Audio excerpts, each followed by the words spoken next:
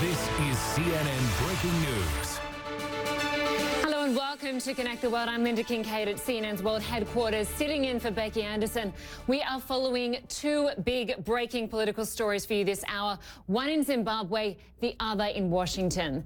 We are watching events in Zimbabwe where protesters have broken out outside the Electoral Commission in the capital. It comes after the announcement that the ruling ZANU-PF party has won a 2/3 parliamentary majority in that country's election. A military helicopter has been seen hovering over the streets of Harare, and opposition protesters have clashed with police. We're going to have much more on that story in just a few minutes. But first this hour, breaking out of Washington in black and white for all the world to see, Donald Trump now calling out his top law enforcement official to shut down the Russia investigation. The US president fired off tweets just a short time ago, blasting special counsel Robert Mueller by name 5 times. And he's urging Attorney General Jeff Sessions to shut down the Russia probe.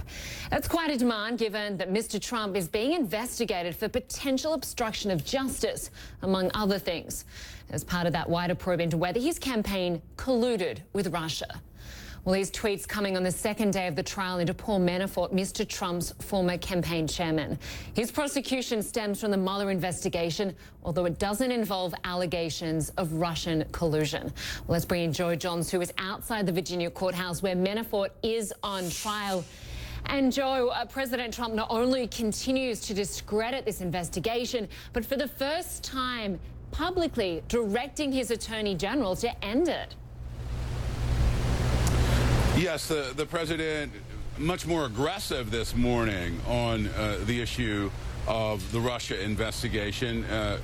Still, previously, the president has been asked whether he himself would fire Robert Mueller, the special counsel, and at least so far, every indication from the White House that the president is not willing to take that step. Meanwhile, here at federal court in Alexandria, Virginia, the second day of the trial of his former campaign chairman, Paul Manafort.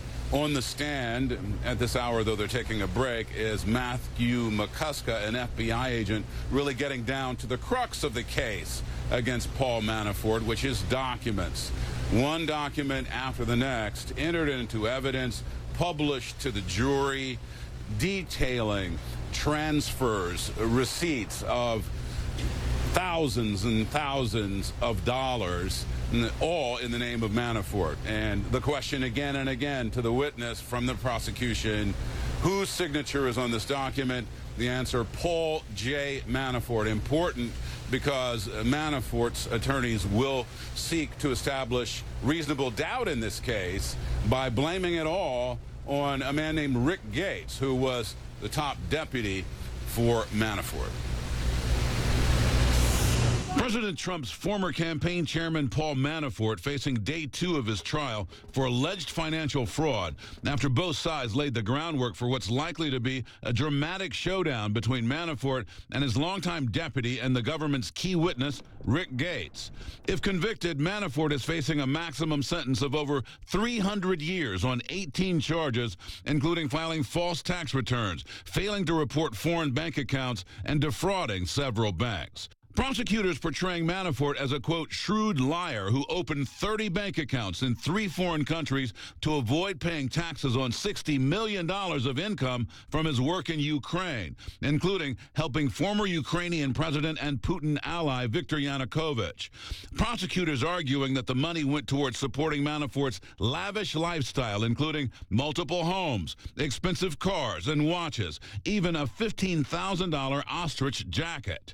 The defense pointing the finger at Gates, arguing he was the mastermind behind the scheme who swindled Manafort. Gates is cooperating with the special counsel after pleading guilty to conspiring to defraud the United States and lying to the FBI, a fact the defense plans to use to discredit his testimony. Gates also worked for the Trump campaign, but neither the president nor the investigation into potential Russia collusion are likely to be addressed in this case. This trial obviously centers on matters that have nothing to do with the campaign. The Trump administration continuing to distance itself from Manafort. Paul Manafort does not know anything, and nor could it be possible he did. He was with him for 4 months. Manafort has nothing to do with our campaign. Despite praising his work during the 3 months he led the president's campaign.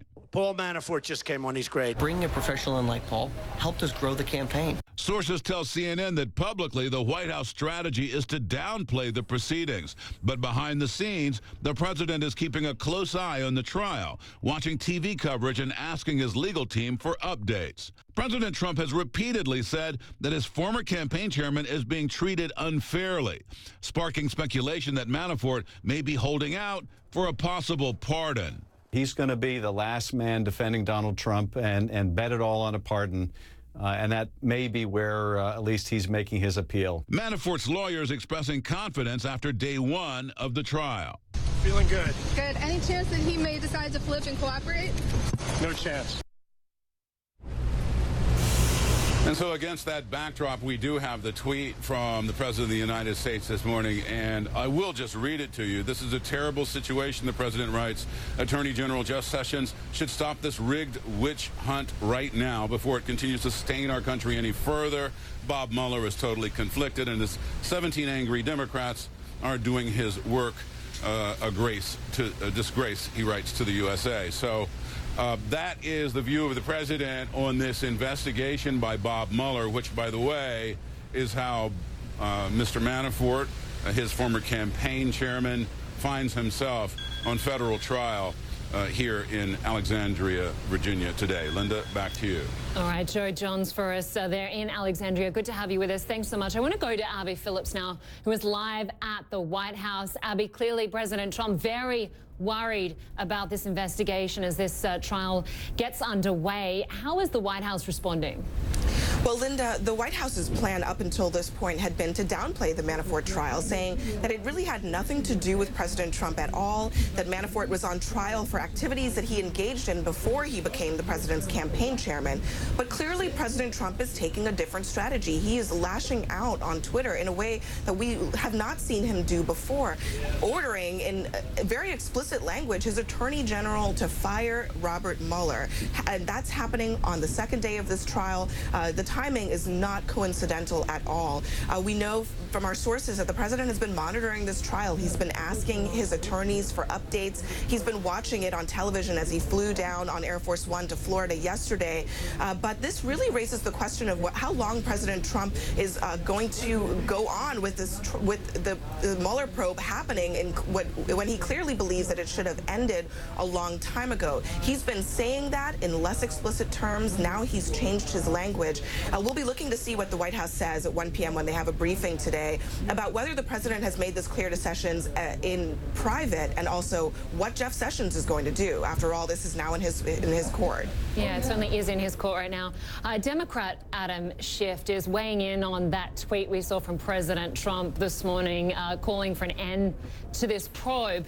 And he writes, the President of the United States just called on his Attorney General to put an end to an investigation in which the President, his family and campaign may be implicated. This is an attempt to obstruct justice hiding in plain sight. America must never accept it. Abby, we know that Special Counsel Robert Mueller has been looking at the President's tweet and watching his Twitter account. Could this be used against him? Potentially. I mean, we know that Mueller is looking at this. We don't know exactly where it fits into the larger picture of this investigation. We should be clear about that. That he might be interested in asking the president about his tweets, but it could be related to other information that we're not privy to, things that might have happened in private or behind the scenes. But it's clear that this is just one more item on Mueller's list of evidence that the president is pressuring people who potentially have jurisdiction over this probe to try to end it. The president clearly isn't fazed by that at all. He's aware of this line of inquiry, and he's not fazed by it. He's upping the ante on social media. We just don't know where this is going to fit in. But I will say it seems unlikely that the tweets will be the extent of an obstruction of justice case brought, if there is one, against the president. There's got to be something more to it, but it certainly doesn't help. It certainly doesn't help. All right, Abby Phillips for us outside the White House. Great to have you with us. Thanks so much.